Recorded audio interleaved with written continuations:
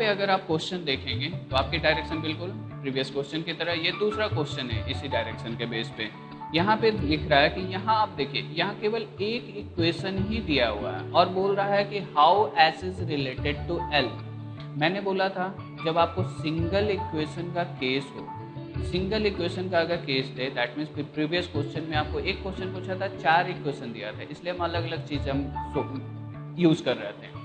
जब आपको पास single equation का केस हो, यानी एक ही इक्वेशन में आपको किसी का किसी लेटर के बीच में रिलेशनशिप पूछे, तो सिंपल उस इक्वेशन का आप फैमिली ट्री ड्रॉ कर लीजिए। जैसे इस क्वेश्चन में क्या दिया है, एच के साथ स्टार दिया है, ए स्टार बी का मतलब क्या है, A is sister of B. That means यहाँ पे क्या रिप्रेजेंट हो रहा है, H is sister of T. ठीक है, H is sister of T, यहाँ पे मैं ड्रॉ कर रहा हूँ H is sister of T. ठीक है, ये मैंने ड्रॉ किया, एच सिस्टर बोल रहा था, एच सिस्टर फीमेल डाला, टी अभी मेल है या फीमेल है नहीं पता। अब टी के साथ यहाँ देखिए, टी के साथ क्या दे रहा है, हैश दे रहा है, ए हैश बी का मतलब क्या है, A is son of B. That means यहाँ पे क्या रिप्रेजेंट हो रहा है, T is son of F. T son बोला है और सन ऑफ एफ बोला है, तो f आपके ऊपर जाएगा, क्योंकि f मैंने बोला था कि f इसके पेरेंट्स होंगे, और मैंने ये भी बोला था कि हमेशा फैमिली ट्री में आप पेरेंट्स को हमेशा ऊपर रखेंगे। तो यहाँ पे रिप्रेजेंट कर रहा था कि t is son of f, यानी f आपके पेरेंट्स हुए, इसलिए हम f को ऊपर ले गए। अगर आप f को नीचे लेते चले जाएंगे तो t पेरेंट्स हो जाएंगे और f उसका बच्चा होगा, जबकि यहाँ उल्टा बोल रहा है कि f जो है चाइल्ड है और f उसके पेरेंट्स है, इसलिए हम t is son of f यानी f को ऊपर ले गए। अब f से आगे हम रिलेशनशिप देख रहे हैं, f के साथ परसेंट दे रहा है, तो a परसेंट b का मतलब क्या है, a is father of b। That means यहाँ पे क्या रिप्रेजेंट कर रहा है, f is father of l। अब देखिए, t सन है f का और f फादर है l का, यानी T और L के बीच में आपको रिलेशनशिप क्या होगा, ब्रदर सिस्टर का रिलेशनशिप होगा, इसलिए मैंने ये ब्रदर सिस्टर वाले लाइन डाले हैं। यानी यहाँ पे आपको क्या दिख रहा है, ये बिल्कुल विजुअल दिख रहा है कि ये तीनों के तीनों ब्रदर सिस्टर रिलेशनशिप में जा रहे हैं और F तीनों के फादर हैं। यानी क्वेश्चन आपसे पूछ रहा था कि how L is related to H, तो how L is related to H, L का H के साथ रिलेशन पूछा है, ये नहीं, how H is related to, how H is related to L। H का यहाँ पे देखिए H फीमेल है और ये तीनों ब्रदर सिस्टर रिलेशनशिप जा रहा है, यानी how H is related to L, H जो होगी इसके सिस्टर होगी। अगर पूछता how L is related to H, तो L का मेरे पास यहाँ पता नहीं है, L यहाँ मेल मेंबर भी हो सकता है और फीमेल भी हो सकता है, यानी L जो है या तो ब्रदर होगा या फिर सिस्टर भी हो सकता है। अगर क्वेश्चन पूछता how L is related to H, तो ब्रदर और सिस्टर आपकी आंसर होते हैं, या फिर आप इसमें मार्क करते हैं कांट बी डिटरमाइन, क्योंकि L का आपको पता नहीं है कि L मेल है या फीमेल है। जबकि क्वेश्चन पूछ रहा था कि how H is related to L, तो H का बिल्कुल क्लियर है कि H फीमेल है, यानी H का L के साथ रिलेशन क्या होगा, सिस्टर का। दैट मीन्स थर्ड नंबर आपके। नेक्स्ट क्वेश्चन देखते हैं। नेक्स्ट क्वेश्चन में देखेंगे तो लिख रहा है कि which following expression represent the R is mother of J. Again एक क्वेश्चन पूछा और 4 इक्वेशन, यानी सबसे पहला काम क्या है, मेल फीमेल चेक करना। पहले ही बोला R is mother of J, that means R के लिए ये बिल्कुल क्लियर है कि आर फीमेल मेंबर है। मदर ऑफ जे, जे इसका सन भी हो सकता है और डॉटर भी हो सकती है, बट आर का बिल्कुल क्लियर है कि आर आपका फीमेल होगी। अब सपोज पहले इक्वेशन में हम देख रहे हैं, के साथ क्या दे रहा है, डॉलर, ए डॉलर बी का मतलब है A is wife of B. That means यहाँ पे क्या रिप्रेजेंट कर रहा है, के इज वाइफ ऑफ आर। अब अगर के वाइफ है आर की, दैट मीन्स आर इसका हस्बैंड होगा, यानी पहले इक्वेशन में आर का आपका क्या आ गया, मेल मेंबर, जबकि आर का आपको क्या आना चाहिए था, फीमेल, यानी पहला इक्वेशन आपका नहीं होगा। अब दूसरे इक्वेशन में देख रहे हैं, आर के साथ फिर क्या दिया है, आर का मुझे चेक करना था, तो आर के साथ डॉलर दिया है। डॉलर का मतलब क्या है, A is wife of D.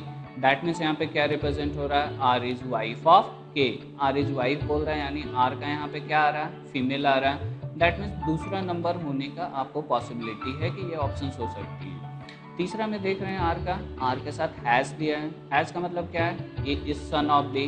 That means यहाँ पे क्या रिप्रेजेंट हो रहा है, R is son of T. R son बोला, दैट मीन्स अगेन यहाँ पे आर का क्या आ गया, आपका मेल मेंबर आ गया, यानी ये ऑप्शंस भी आप एलिमिनेट कर सकते हैं।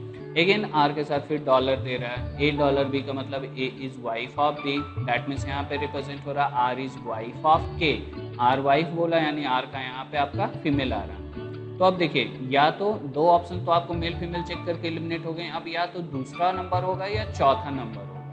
सपोज हम किसी एक का फैमिली ट्री ड्रॉ कर लेते हैं। सपोज अगर हम दूसरे नंबर का हम अगर फैमिली ट्री ड्रॉ करते हैं, एम के साथ क्या दे रहा है, स्टार। ए स्टार बी का मतलब क्या है, A is sister of B. That means यहाँ पे क्या रिप्रेजेंट कर रहा है कि M is sister of J. M is sister of J बोला तो ये ब्रदर सिस्टर, जे इसका भाई भी हो सकता है, बहन भी हो सकता है। अब आगे क्वेश्चन देख रहे हैं, जे के साथ आपको दे रहा है हैज। ए हैज बी का मतलब है A is son of B. That means यहाँ रिप्रेजेंट क्या कर रहा है, J is son of are.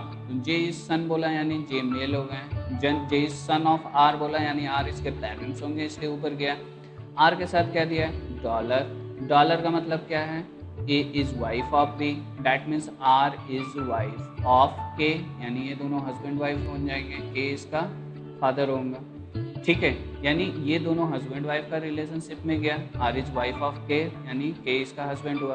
अब यहाँ पे देखिए, यहाँ पे ये बिल्कुल क्लियर दिख रहा है कि आर इज मदर ऑफ जे, क्योंकि आर यहाँ फीमेल आ रही है और ये पेरेंट चाइल्ड रिलेशनशिप जा रहा है। आर इज मदर ऑफ जे हो रहा है और के जो है जे के फादर हो रहे हैं, जबकि क्वेश्चन आपसे यही पूछा था कि आर इज मदर ऑफ जे आना चाहिए। तो इस गिवन इक्वेशन में ही आर इज मदर ऑफ जे आ रहा है। दैट मीन्स ये दूसरा इक्वेशन ही आपका सही हो गया। आगे आपको कुछ भी चेक करने की जरूरत नहीं है।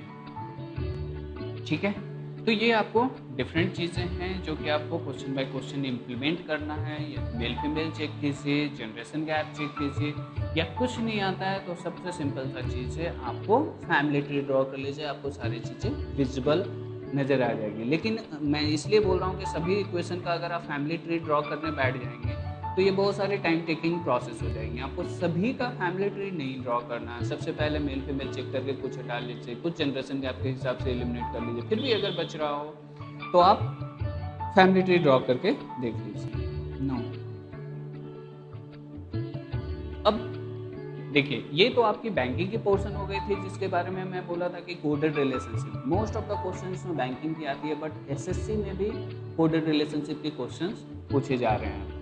एसएससी की जो पेटेंट क्वेश्चंस होती हैं या फिर जनरल कंपटीशन के जो पेटेंट क्वेश्चंस होती है वो ये वाली होती है। अगर आप क्वेश्चन नंबर 4 देखेंगे, इसमें लिख रहा है कि A is sister of B, C is brother of D. If D is sister of A, then how B is related to ए।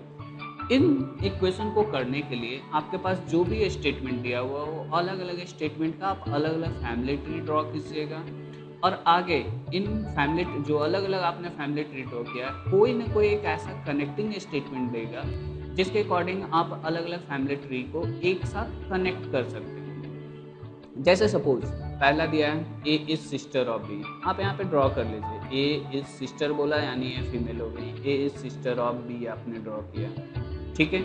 फिर बोल रहा है कि सी इज ब्रदर ऑफ डी, फिर से आप आगे ड्रॉ कर लीजिए कि सी इज ब्रदर ऑफ डी, ठीक है। ये दो इक्वेशन, जो दो स्टेटमेंट आपने बोला, दो स्टेटमेंट का अलग अलग फैमिली ट्री आपने ड्रॉ कर लिया। अभी तक मुझे कनेक्टिंग स्टेटमेंट नहीं मिला है जिससे मैं एक साथ कनेक्ट कर सकूं, लेकिन आगे आप देखेंगे ये लिख रहा है कि if D is sister of A, यानी ये जो डी है ये सिस्टर है ए की, यानी अगर डी सिस्टर है ए की तो ऑब्वियस सी बात है सी ब्रदर डी का था, यानी ये सभी के बीच में रिलेशनशिप आपको क्या दिख रहा है, सबके सब आपको ब्रदर सिस्टर रिलेशनशिप जा रहा है। तो क्वेश्चन आपसे पूछा था कि how B is related to D, B का डी के साथ क्या रिलेशन होगा। अब देखिए बी का मेरे पास क्लियर नहीं है, ये मेल मेंबर भी हो सकता है और फीमेल मेंबर भी हो सकती है, यानी how B is related to B D, B इसका ब्रदर भी हो सकता है और सिस्टर भी हो सकता है, क्योंकि बी का मेरे पास कोई क्लियर नहीं है कि ये मेल है या फीमेल है, ठीक है। दैट मीन्स इसमें क्वेश्चन यही पूछा था how B is related to D, that means ये ब्रदर और सिस्टर। अगर सपोज क्वेश्चन ये पूछता कि how D is related to B, तो डी का मेरे पास क्लियर था कि डी फीमेल थी, यानी डी जब भी बी की होगी तो ये होगी क्या, सिस्टर। यानी अगर पूछता how D is related to B, then answer होता आपका सिस्टर, लेकिन क्वेश्चन पूछ रहा था आपका how B is related to D, तो बी का मेल भी नहीं, मेल और फीमेल दोनों हो सकते हैं, इसलिए ये इसका भाई भी हो सकता है और बहन भी हो सकती है, इसलिए इसकी आंसर होगी आपके ब्रदर और सिस्टर। नेक्स्ट क्वेश्चन भी सेम टाइप। देखिए इसमें लिख रहा है कि B is brother of D. अब बोला B is brother of D, मैंने ये पहले स्टेटमेंट का फैमिली ट्री ड्रॉ किया। फिर आगे लिख रहा है D is sister of E, D is sister of E, फिर ये ड्रॉ किया। E is brother of F, E is brother of F, ठीक है। अब फिर क्वेश्चन पूछ रहा है how F is related to B, फिर से F is related to B, F का अगेन मेल भी हो सकता है और फीमेल भी हो सकता है, that means how F is related to B, that is brother और सिस्टर। अगर पूछता how B is related to F, then answer होता आपका ब्रदर, क्योंकि बी का मेरे पास क्लियर है कि ये बी मेल मेंबर, ठीक है। तो ये एक टाइप हो गई, ये आपको एसएससी में एक दो क्वेश्चंस आ सकते हैं। नेक्स्ट जो एसएससी की सबसे पैटेंट क्वेश्चंस होती है वो होती है आपकी पॉइंटिंग टू ए फोटोग्राफ, यानी फोटोग्राफ के तरफ पॉइंट करके कोई भी रिलेशनशिप को डिफाइन करेगा। ये सबसे ज़्यादा क्वेश्चंस आपको किसी भी जनरल कंपटीशन या फिर एसएससी में सबसे ज़्यादा क्वेश्चंस आते हैं। सपोज अगर मैं ये क्वेश्चन डिस्कस कर रहा हूँ कि pointing to a girl Mohan said she is the daughter of my grandfather's only daughter in law, how Mohan is related to that girl. अब देखिए इन क्वेश्चंस को करने के लिए अगर आप स्टार्टिंग से अगर स्टेटमेंट पढ़ेंगे कि she is the daughter of my grandfather's only daughter in law, अगर स्टार्टिंग से आप स्टेटमेंट पढ़ेंगे तो आपको कुछ रिलेशनशिप समझ में नहीं आएगा, पता नहीं क्या पूछ रहा है, कैसे करना है, ठीक है। देखिए इन क्वेश्चंस को करने के लिए सबसे पहले ये पूरा स्टेटमेंट लिखा है कि she is the daughter of my grandfather's only daughter in law, how Mohan is related to that girl. अब देखिए इन क्वेश्चंस को करने के लिए सबसे पहले जो भी स्टेटमेंट दिया हुआ होगा वहां पे आप देखिएगा माई कहाँ लिखा हुआ है। सबसे पहले माई की जगह पे आप अपने आप को रखिए और माई से पहले फॉरवर्ड रिलेशनशिप देखिए और फिर बैकवर्ड रिलेशनशिप में जाइए। अब देखिए सपोज मान लीजिए इसी क्वेश्चन का मुझे आंसर देना हो तो सबसे पहले लिख रहा है कि my grandfather's only daughter in law, that means ये पूछ रहा है कि मेरे ग्रैंडफादर्स की ओनली डॉटर इन लॉ। अब बस आप ये सोचिए मेरे ग्रैंडफादर्स की ओनली डॉटर इन लॉ के साथ मेरा रिलेशन क्या होगा, यानी सिंपल क्वेश्चन पूछ रहा है कि मेरे दादाजी की एक ही बहू है। अब जब मेरे दादाजी की एक बहू के साथ मेरा क्या रिलेशन होगा, मेरे दादाजी की एक बहू के साथ मेरा रिलेशन होगा मदर का, क्योंकि मेरे दादाजी की यानी